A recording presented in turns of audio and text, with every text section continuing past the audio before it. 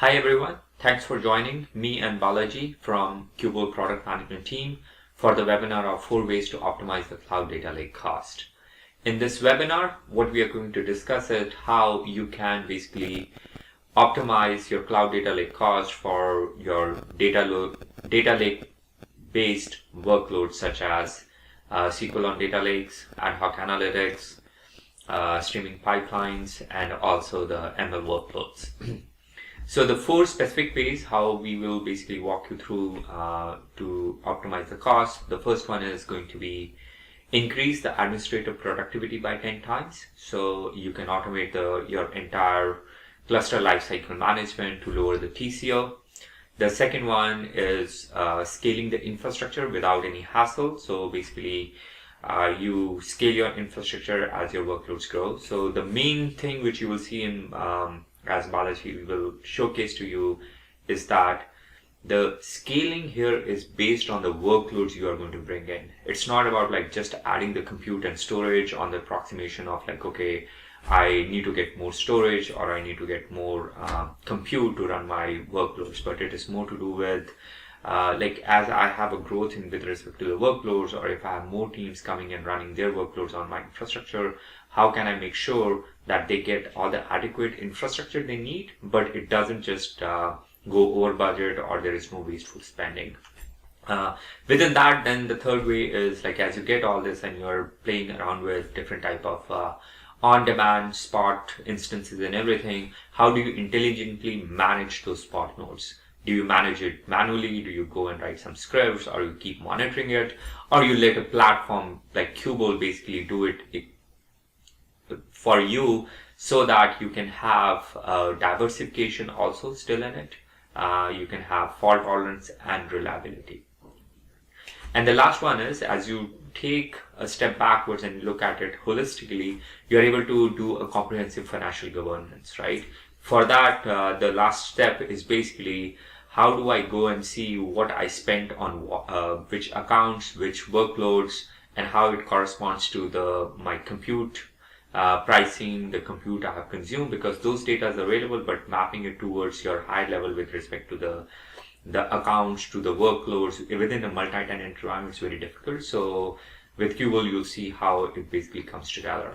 So before we go and do the deep dive into this piece, let's have a quick overview about what is Qubole, right? What do we do at Qubole? So the first thing is Qubole is an open data lake platform, and what we do is we help customers build new unified data lake platform. There are some of our customers who have done it, and there are many more who are basically on this journey as they are not looking for siloed infrastructure and siloed platforms for specific use cases, because according to them, the data is available to everyone, and that available data, if available to every type of workload, it basically makes the decision making and whatever end results they are looking for better. So they want to have one unified data lake platform which is easy to manage, easy to operate, and harness all the data insights they are looking for. Some of the customers have basically leveraged our open data lake platform to modernize their existing data lake platforms, right? So they started the journey, they basically get why data lakes are important and they have been working on it, but now they have run into this situation of diminishing returns, and they believe that they can have a lot more to do with. So they are in this journey of modernizing the data lakes. One of the examples which we have seen generally is like people used to have on-prem data lakes, and now they are moving a lot towards the cloud-based data lakes, where you have what you can say a lot more storage capacity, a lot more compute at economical rates, and then it's available as you go. So they are looking at modernizing it, but they just don't want to do a lift and shift or lift and redeploy. What they're looking at is entirely a new way of getting a data lake platform run on the cloud side. With that, there are 2 things which happens. First is they are looking at not only the data migration, which basically all the cloud providers do perfectly fine, and there are many tools you can use. But with Qubole Open Data Lake platform, you're able to do the workload migration. So when you combine the workload and the data migration together, that is the modernization you are looking for, right? And the last one is people are looking on augmenting their modern data architecture. That's where we see people have cloud data warehouses and the data lakes together working homogeneously, feeding into all the business initiatives. And that's where, when you're looking at the data lake side, they're looking at a data lake platform, an enterprise-ready data lake platform, which basically works with their cloud data warehouse, which basically feeds into all these other business analytics, data analysts for providing the insights. So this is what we do. How we do it, as I said, we provide a unified, simple, open, secure data platform, open data lake platform. We basically have been used, and generally we have seen startups who are basically at a very early stages of their growth. From those people towards the enterprises, a big, solid Fortune 100,000 type of company using us to basically harness all the data which they have and then use it for their initiatives. For the sake of this webinar itself, as we are focusing on optimizing cloud data lake cost, the point we see here is like you are able to do TCO reduction or optimization, which is powered by the automation. So you don't do anything. The platform basically takes care of it with its inbuilt features, and you are able to see the results. TCO optimization through our platform runtime services is one layer of many other things we do, many other services we provide through the platform. So for that, if you look at the entire picture here, Qubole's Open Data Lake platform, the platform runtime basically brings in the TCO optimization, but it filters through, or basically is started from the top side, which is the use cases, if you ask me. Like as you go and build your pipelines for your ad hoc analytics, and you have providing a lot of this infrastructure and batch processing tools from the platform itself to your users, the entire stack basically gets optimized, right, towards your cloud, which basically goes into data engineering services, then to data management, where you have a unified meta store. You are basically able to do faster queries, get faster results. We have asset compliance going in there, so that if you have any right to forget or right to erasure, we are able to basically bring in there. And the last one is, as I said, the platform runtime, which basically brings in all the TCO optimization benefits. Same applies towards the streaming analytics, if there are people who are working through that. Within streaming analytics, it's not just the streaming data which is coming in, but when you combine that streaming data with your batch data, it just brings everything together in a much more precise manner for you to do better insights, right? And on real-time decision making. And the last one is machine learning. Like as you build your models, you do feature engineering and everything, predictive analytics, that machine learning basically is also provided through us. So let's focus back towards the platform runtime and go towards the 4 ways how you can optimize your cloud data lake cost for all these use cases with Qubole.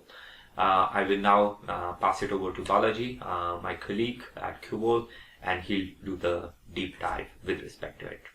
Balaji, here you go. Dhiraj, thanks for the introduction and brief overview of Qubole. My name is Balaji, and I'm a Director of Product Management at Qubole.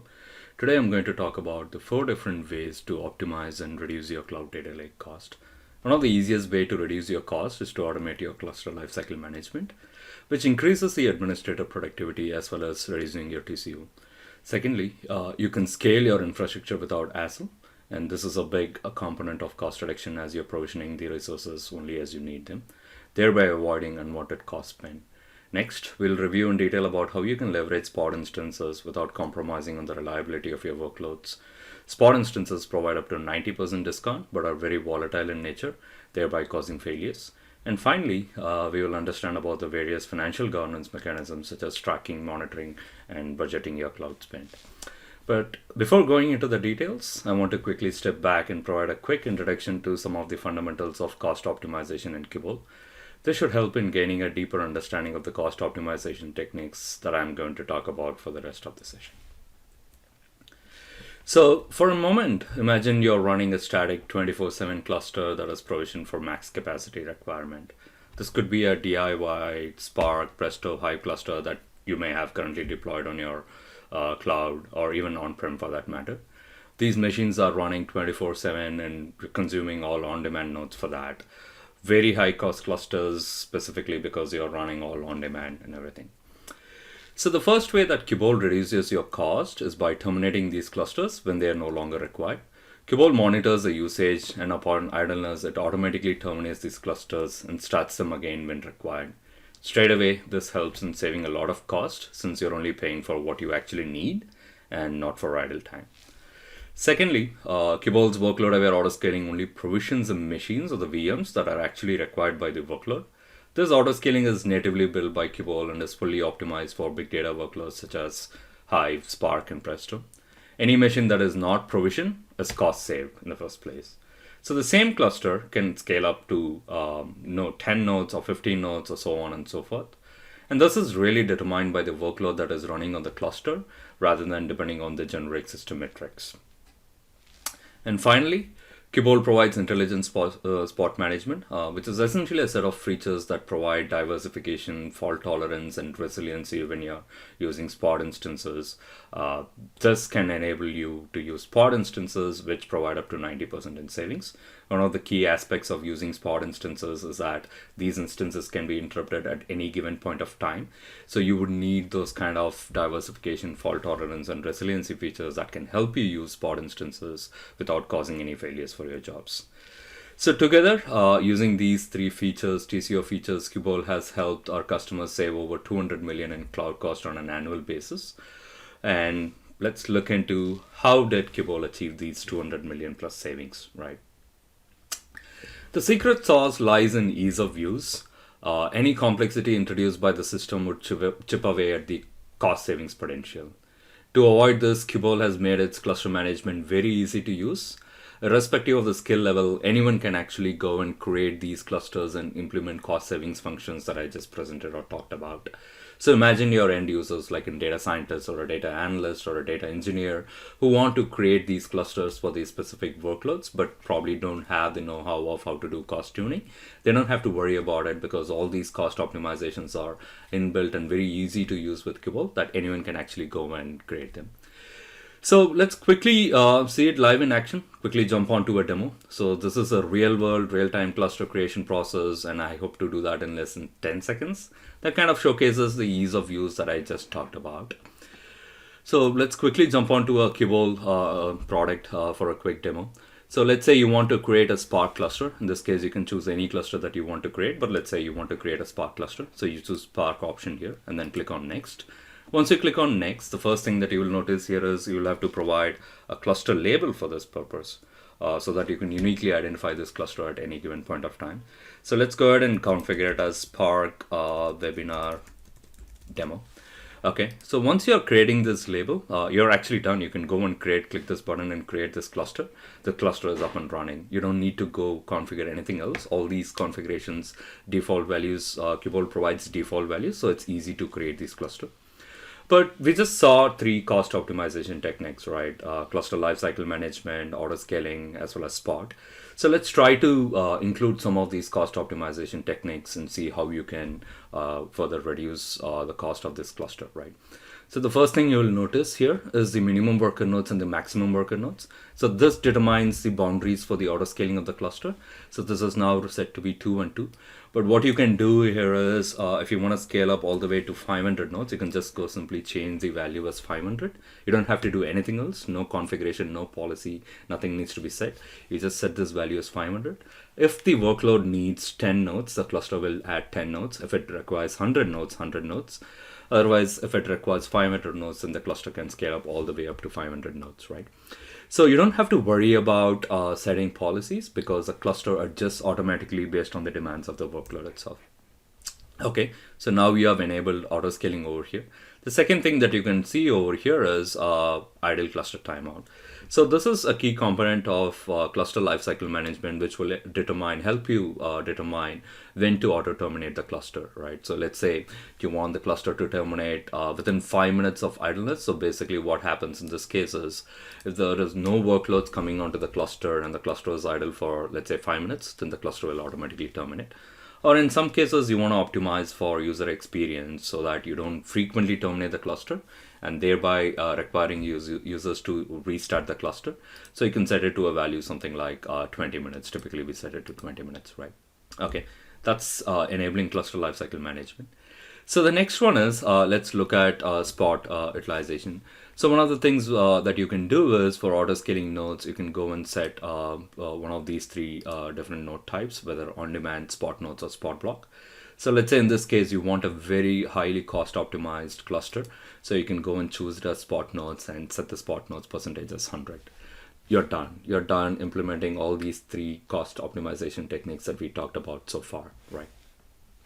So now, once you're done configuring all this stuff, you can just go and click on create. This will automatically create a cluster. If you note one thing, the cluster is not started at this point of time because you really want to start the cluster only when there's a workload being submitted. This goes back again to the auto start that we talked about, right? Okay, so I hope the demo was helpful. Let's get back to the presentation. So what this shows is Qubole is so easy to use that I, as a presenter, can go and create a new 500 node cluster that's 100% spot configuration in the middle of a presentation, right? Disclaimer, I'm neither a DevOps engineer nor an AWS certified architect, just a product manager. So this goes on to show how any of your end users who really want a clusters can go and create those clusters, but at the same time, create a highly cost optimized cluster that could help you lower your cloud cost in the first place. Okay, so great. Now we have had a good overview of the cost optimization concepts as well as the demo. Let's dig deeper into some of these capabilities. The first one is how you can increase your administrative productivity and lower your TCO by using automation for cluster lifecycle management. We just saw about how you can enable idle cluster termination through configuration, timeout configuration. But there's a lot more that happens in the backend. So let's have a deeper look into those things. Qubole's cluster lifecycle management provides a comprehensive suite of solutions that are completely automated and doesn't require any manual intervention. First one is auto start, wherein when an end user submits a command against a particular cluster, and if that cluster is in down state, Qubole will automatically start the cluster like how we saw in the case of a demo. And once the cluster is up and running, the command will be executed automatically. No manual intervention is required. And this removes the need to manually start a cluster or schedule a cluster start, let's say at 9 a.m. in the morning. Clusters are provisioned just in time, only when required, thereby avoiding any unwanted cost. Auto termination, on the other hand, monitors the cluster for usage, and when there is no usage, it automatically terminates it. This helps in avoiding idle usage and saves cost when the cluster is not in use. Again, no manual intervention is required due to automation. When you're orchestrating tens and hundreds of machines, there are certain VMs that are unresponsive or in a bad health, right? Imagine a cluster that's running 500 VMs. There's a certain amount of, in some scenarios, certain amount of nodes are unresponsive or go into a bad health. These VMs are useless. However, unless you identify and terminate those VMs, they are charged by the cloud provider. So Qubole runs a comprehensive suite of health checks on all the VMs and quickly identifies and terminates these instances, thereby avoid paying for them in the first place, right? Because unless you terminate them, you'll continue paying for it. At the same time, those VMs are not contributing towards any of your job execution. The next one is pushable configurations. So let's say there is an active cluster that has workloads running on them. And as an administrator, you want to optimize this cluster for cost by increasing, let's say, spot instances from 50 to 100%. If you look at the demo, we created those clusters straight away at 100% spot.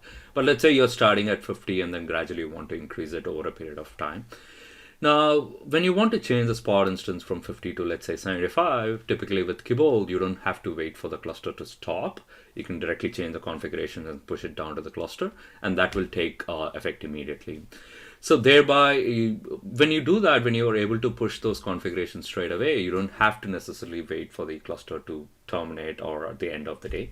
Because if you start waiting for it, then it starts incurring cost at a much higher rate than what you wanted to incur at.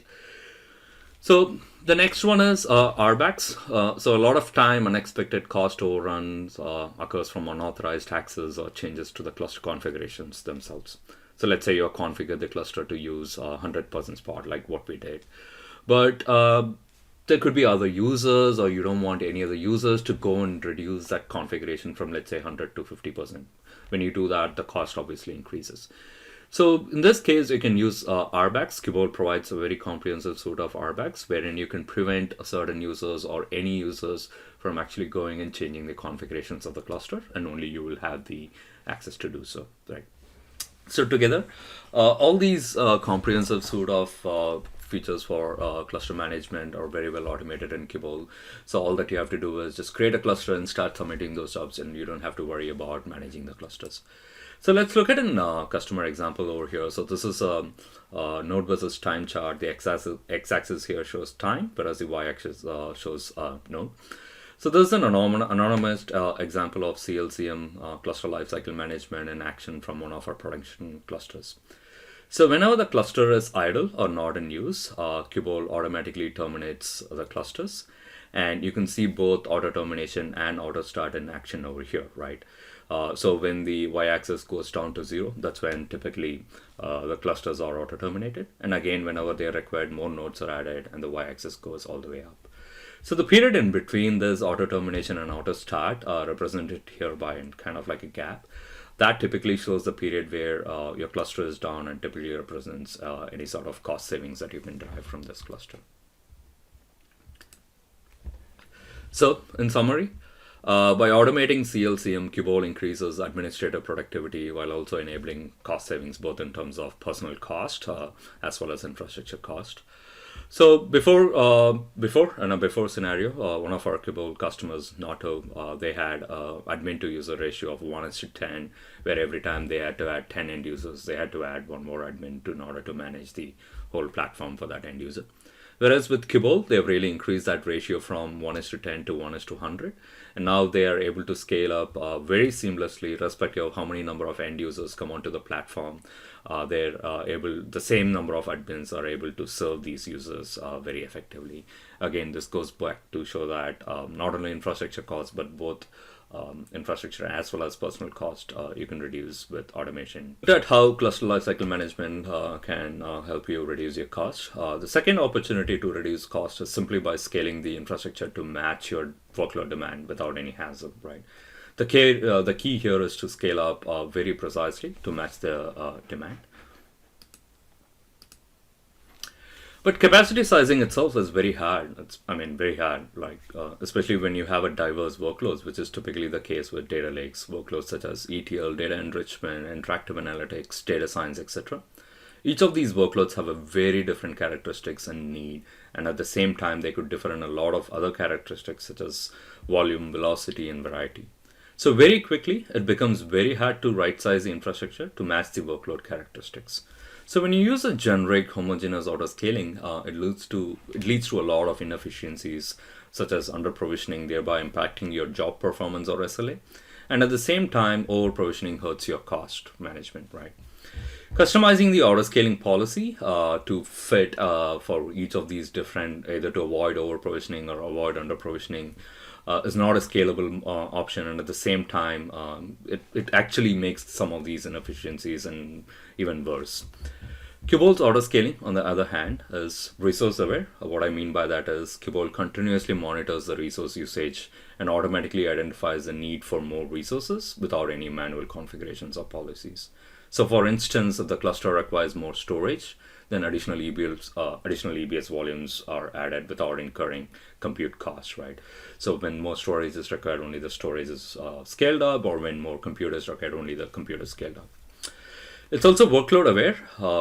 but that Qubole profiles each and every application that is submitted to the cluster and monitors them for the rate of their execution, how many pending tasks are available, how many more additional incoming tasks are coming into the cluster, and the rate at which they are coming in, and several other metrics at each and every workload level, right? This helps Qubole to determine what is the best auto scaling strategy, how many nodes to add, and whether should it wait for a longer time or should it immediately go and scale up. Finally, it is also cloud aware. For instance, in some cases, you might hit availability issues when you're running a lot of VMs within a particular AZ or region. Sometimes you might incur spot interruptions when you're using spot nodes, or just purely instance not being available, right? So Qubole takes these cloud-specific limitations into considerations and scales accordingly. So one way that Qubole does avoid any availability issues is by diversifying the instance types. You can configure multiple different types of instances to be part of the cluster. So when an instance is not available belonging to a particular family, Qubole automatically retries other instance types. Okay, so now having looked at a very high level of workload-aware autoscaling, let's now look at kind of how upscaling as well as downscaling is optimized for different needs and preferences. For instance, Qubole's upscaling is cost optimized. What this means is if applications have limited parallelism, so let's say example, a job can use only 10 cores, the cluster will not scale beyond that number, because even if you add more machines, the job cannot be redistributed, right? So there's no point in scaling up beyond what is available or how much that job can parallelize. So in some cases, for example, the memory utilization can go up to 80% or 90%, and if your policies are set in such a way that once you hit 80% utilization, you want to go and increase the number of nodes, those nodes are not really required because the job itself cannot parallelize anymore or redistribute it, right? But if you depend purely on the system level metrics where you're monitoring memory or CPU and you scale up, then that leads to over provisioning because of the limitations of the job. So this requires taking this is basically what Qubole is workload aware autoscaling, because it takes those workload level limitations or requirements into consideration. At the same time, so let's say cost reduction is an important factor to consider, but this shouldn't impact any end user experience, right? So let's say while you're scaling up based on these things, based on cost optimizations and all this stuff, so let's say there's a lot of workloads or a lot of users that are concurrently submitting their jobs onto the cluster. This can lead to a negative user experience if you're not scaling now for concurrency or SLA, right? So in this case, Qubole achieves the highest price performance ratio by taking into consideration both concurrency and SLA requirements and scales up accordingly, right? What you're trying to do here is provide the best concurrency and SLA for the lowest cost possible. On the other hand, downscaling again is optimized to provide the best price performance ratio. So Qubole clusters will scale down very aggressively to minimize cost wastage due to idle machines. However, these machines cannot be terminated if there are tasks running, right? So in many cases, the VM is held up by a small number of tasks running on those machines, thereby resulting in a very low utilization. Qubole uses a smart scheduling algorithm wherein these tasks are packaged into as low number of machines as possible. So rather than distributing these tasks into, let's say, 10 different nodes, these tasks are packed into 2 or 3 nodes so that the rest of the nodes can be freed up from these tasks and thereby terminated. And when you do so, what you're achieving here is a higher utilization of the available machines, at the same time also terminating machines that are not really required. While doing this, while downscaling, when you're terminating machines very aggressively in order to save cost, in some cases or in many cases, this leads to a rapid fluctuation of free capacity available in the cluster. So let's say you have free capacity up to 10 nodes, all of a sudden you're terminating 5 or 6 machines, now the free capacity comes down, right? This in many cases impacts end user experience, specifically in terms of interactive analytics, where over a period of time users are regularly coming and submitting their jobs to the cluster. Once again, Qubole addresses this problem through a set of features, typically known as graceful decommissioning and recommissioning. that prevents such fluctuations in terms of capacity. So next time a user comes in, they don't have to wait for the cluster scale up, but these resources are available. So kind of striking a balance between both cost optimization and at the same time end user preferences. So let's look at let's look at these node versus, typically we call them as node versus time charts. So let's look at these charts to understand a couple of patterns in Qubole's workload aware autoscaling and how the cluster automatically adjusts to the various demands of the workload without requiring any manual intervention.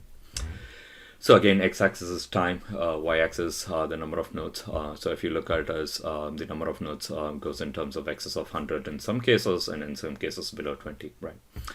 So there are two patterns that you can observe. In the first case, workload burstiness, what you can observe is that most of the jobs submitted to the clusters require only 100 to 10 to 20 machines. But occasionally a very large job comes in and it requires more than 10 nodes, let's say 40 to 50 nodes. So in this case, what you can observe is that the Qubole cluster automatically scales up to 20 nodes when these small jobs come in, but when there's a huge job that's coming in, it automatically scales up to 40, 50 nodes. In many cases, when these many nodes are not required, it doesn't scale up and it kind of downscales through it. So this kind of provides you cost savings as well, right? Now the second pattern that you can observe is, if you notice the time period carefully here, during the first 15 days of the month, the cluster on average required only up to 40 nodes. However, the second 15 days of this month, due to business seasonality, the volume and the velocity of the data increased in the specific cluster, right? As a result, on an average, twice the number of nodes were required, and the cluster automatically adjusted to this seasonality. So the white space in this chart that you see between those spikes or between these number of nodes over a period of time, that typically represents the cost savings that you're getting from workload aware autoscaling. Primarily because these machines were not provided. So anytime you're not providing a machine or you're not provisioning a machine, that's kind of like cost saved in the first place, right? So just to summarize, Qubole's autoscaling eliminates the need for capacity planning, and by automating it based on the unique demands of workloads, it also results in reducing your overall cost. So now we have looked at both cluster lifecycle management as well as workload aware autoscaling. The third way that you can significantly have a significant cost reduction is by using spot instances, right? But one of the things about spot instances, while they provide up to 90% in terms of cost savings, it comes with certain downsides, right? Spot nodes introduce volatility in the cluster. At any given point in time, the probability of a spot node being interrupted by, let's say, a cloud provider ranges anywhere from 0 to 25%. And this volatility causes failures, especially when those nodes are recalled and there are active jobs running on those nodes. These jobs are interrupted and they fail. Failure eventually erodes confidence, and which in turn limits the scale at which you can operate, especially when you're facing a lot of job failures because of high usage of spot. Then probably you would want to step back and kind of flip over those spot instances for on-demand instances, and when you do that, automatically your cost goes up, right? So one of the key value propositions of Qubole when it comes to spot management is that Qubole accelerates your spot usage at scale without compromising on the SLA or reliability of the workloads. So that's one of the key value proposition where the entire spot management is turnkey and kind of managed in a very intelligent manner. So Qubole does this, Qubole solves this problem, or does this intelligent management of spot instances through a comprehensive set of features that increases your confidence in terms of using these spot instances at a very high scale. First, risk mitigation, fault tolerance, and resilience, and we'll go through these features in detail, right? So one of the ways that Qubole mitigates the risk of volatility introduced by the spot instances is by diversifying these instances and scheduling these workload across these instance types so that any spot interruption of one particular instance type doesn't impact the entire job itself, right? So through combination of heterogeneous instances where you can mix and match different instance families, and capacity oriented spot allocation, Qubole kind of diversifies the instances, thereby reducing the spot interruption rate to much lower than 3%. So historically, when we, through a combination of these features, when we went and looked at our customer usage and how many, what percentage of the spot instances are interrupted, it's been very low, less than 3%, right? What this means is, with such a low spot interruption rate, less than 0.07% of the commands are impacted. Now, again, this is trailing 12 months of data. Despite whatever risk mitigation strategies you follow, there are always some level of commands that would get impacted, right? So when that happens, that is where Qubole's fault tolerance features come into play, where each of Qubole clusters has built-in fault tolerance to prevent workload failures due to spot interruption, right? So let's say there is a particular task of a larger job that fails.